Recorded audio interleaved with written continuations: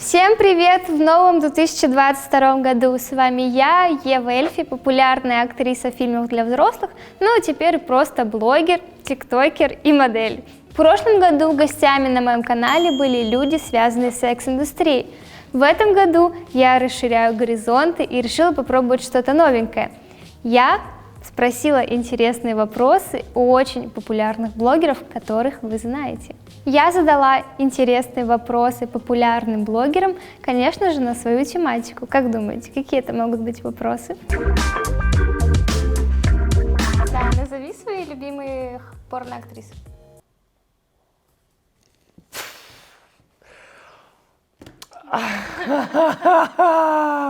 Ну давайте я буду Ева Эльфи. Может быть, так просто я знаю, что есть такие люди, которые смотрят и не запоминают. Слушай, да, это правда. Я знаю точно, темненькая была, которая милфачка, по-моему, Кендра Ласт, или как-то так ее зовут. Это точно я запомнил, он кивает, оператор. Кендра Ласт, потом Адриана Чечик. Адриана Чечик, очень крутая, очень жесткая тетка, вообще Очень, круто, очень. да, И яркая, мне кажется, Шеа.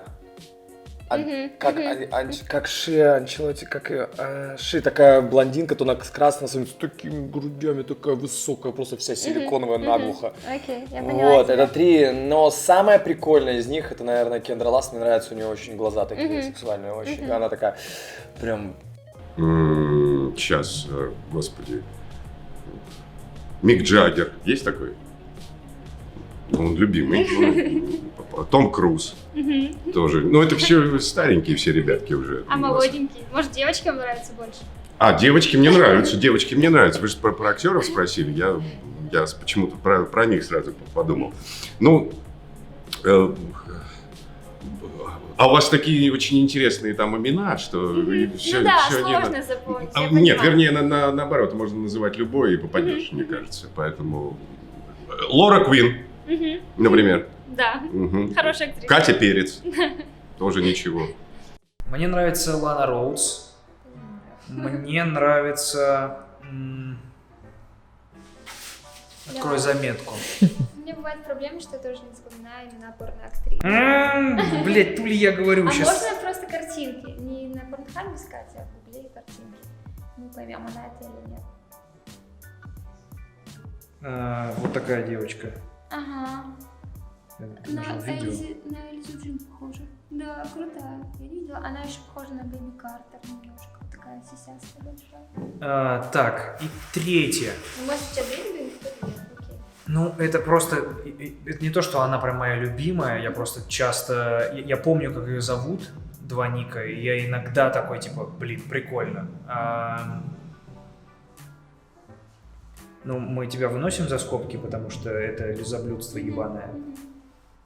Ну, а ты вообще много смотрел мои видео до нашего знакомства? Я тебя знал. Да. Ну, блядь, ты тоже так это не скромничай относительно того, что... Не, ну можно знать, а у меня, например, некоторые друзья говорят, я не могу на тебя больше дрочить. Потому что они с тобой знакомы. Я ж не был с тобой знаком. С Джилисой такая же хуйня случилась. Как только мы подружились, стало как-то неловко смотреть, как все там случается. И ты такой, кого ты подсматриваешь? Сергей, если бы вы снимали порно для себя, какое бы оно было ваше идеальное порно? Надо думать очень скрупулезно об этом. Оно было бы красивое, прежде всего, потому что я все-таки приверженец эстетических каких-то визуализаций, и, безусловно, оно прежде всего актеры были бы такими прекрасными, как вы. Мне, честно, часто очень сильно нравится правило 34, потому что я как человек, который любит сценарии. Мне нравится представлять, что, условно, вот есть персонаж в художественном произведении, и очевидно, что у него должна присутствовать сексуальная жизнь. И когда какие-нибудь энтузиасты делают 3D-модельки или арты, я такой, ну вот она. Типа, меня это почему-то... У меня ощущение, как будто я заглянул за сторону, за которую не должен был заглядывать. Меня это возбуждает. Я думаю, это... классный, качественный косплей. Я бы вкладывал бабки в то, чтобы это были крутые декорации, крутые костюмы достоверные. То есть это прям фильм, но порнофильм? Не обязательно фильм, может быть классный порно-ролик просто с очень крутым продакшеном, знаешь, типа запаристый, чтобы это подходило под историю. Ну да, это сложно, это круто. Вот если бы ты снимал порно, то какой бы ты сюжет придумал вот идеальный для себя? Ой, я бы выбрал, знаешь, какой-нибудь идеальный сюжет. Мне очень нравится, когда там, например, у меня вообще в детстве было очень много, я встречался с девушками старше себя. Вот всегда мне было 20 лет, у меня девочки были 27-28. И для меня, как знаешь, в детстве идеальный сюжет — это какая-нибудь взрослая женщина, знаешь, тебя самого хочет. И ты такой вроде бы... Хочется до сих пор это сохранять чувство, но уже не получается, потому что, во-первых, ты уже вырос, ты уже сам хочешь женщину или девушку как-то уже завалить или что-нибудь еще как-то сказать правильно, да, но так как я уже женат, уже этого не делаю, я уже забыл, как это происходит. Но в целом идеальный сюжет мне нравится, как, знаешь, там обычно там какая-нибудь супер красивая мачеха, там, блядь, просто супер красивое, там, короткое платье, она там как-то его пытается соблазнить, он такой, не-не, ты начинается жара, там просто... Теперь мы поняли, какой жанр нравится Лёше. Да, не, милф — это вообще топ. А вот как вы считаете, сексуальным образованием кто должен заниматься? Родители это должны обучать в школах, или это все-таки остается табуированная тема, и об этом не надо говорить с детьми? Я подозреваю, что с детьми на эту тему надо разговаривать как можно раньше, пока у них еще папёрка с манюркой в спокойном состоянии находится, вкладывать в голову эту информацию, и потом уже в момент, когда с молодыми детьми, людьми начинает происходить трансформации, когда они начинают созревать, они, обладая знаниями, полученными ранее, они, по крайней мере, будут понимать, что с ними происходило. Потому что, насколько вспоминаю себя, в юном подростковом возрасте, все те перетрубации, которые я испытывал в связи с гормональным взрывом, мне объяснить, что со мной происходило, никто не мог. Папа со мной стал разговаривать на эти темы, когда я уже был лишен девственности. И это было смешно слышать из его уст вообще тему этого разговора. Желательно. Желательно, да, но для этого у детей с родителями должны быть максимально доверительные отношения. Как ты думаешь, вообще сексуальное воспитание должны заниматься в школах или должны родители с детьми разговаривать? Ни в коем случае нахуй родители не должны этим заниматься. Я думаю, они должны сделать какую-нибудь, постелить мягкую соломку к тому, чтобы эта тема не была табуирована, но чтобы моя мама мне рассказывала, как я должен хуй в вагину засовывать в пизду. Батя презервативы тебе давал, там, говорит, предохраняйся, вот такое.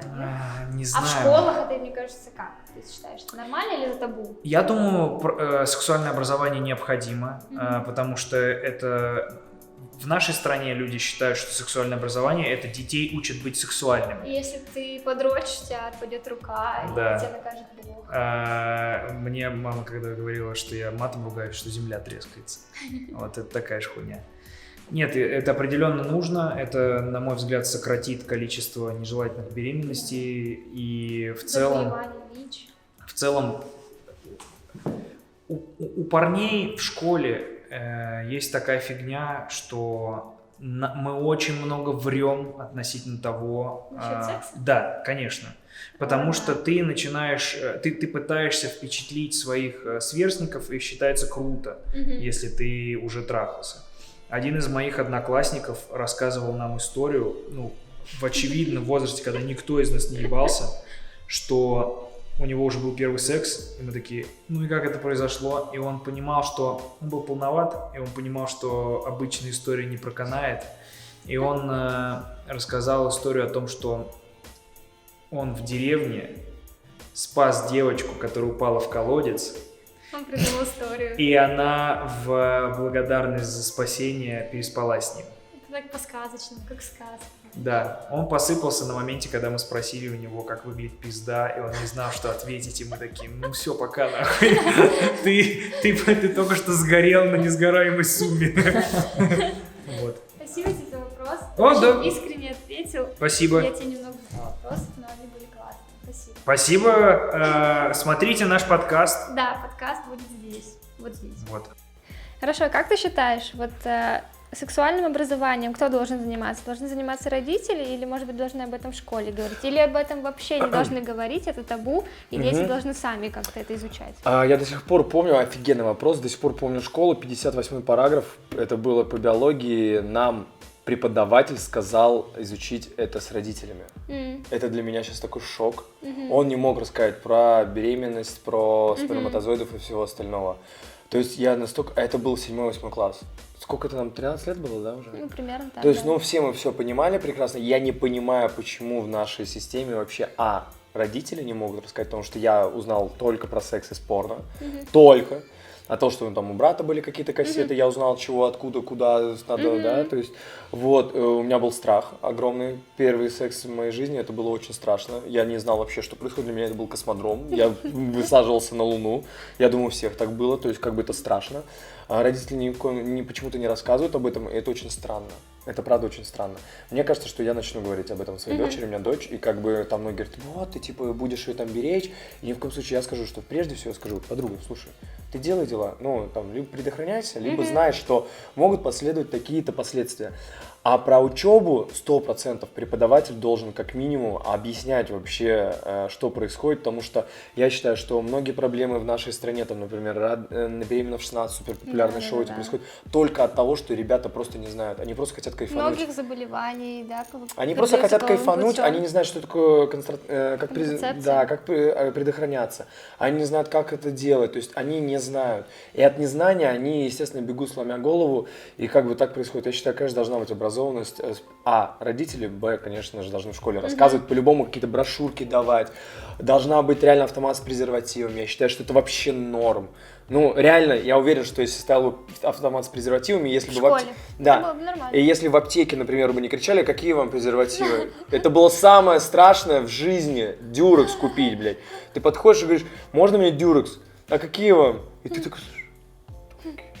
Тонкие или с пупырышками, и ты просто чувствуешь, что ты просто как будто бы украл, а ты просто хочешь презерватив купить в 17-18 лет, чтобы, ну, Мне тоже было страшно. заняться любовью со своей тебя девушкой. понимаю. Реально это было страшно, а еще если очередь, заходишь в аптеку и типа вышел. И ты ждешь, ты пока ждешь. все уйдут. И заходит, и я обычно пачкаю, знаешь, покупал упаковку, чтобы, знаешь, Теперь, надолго. кстати, удобно, что можно заказывать онлайн с доставкой на дом и То без же проблем. самое, да, то же самое с эротическими магазинами никогда не было, тоже это страх. Это страх, все, который мне там, возможно, родители как-то передали или кто-то, ну что типа секс это что-то такое, как в Советском Союзе его не было, грубо говоря. Но он был, просто о нем не говорили. Ну это странно. Да. Спасибо ребятам, что согласились ответить на мои вопросы.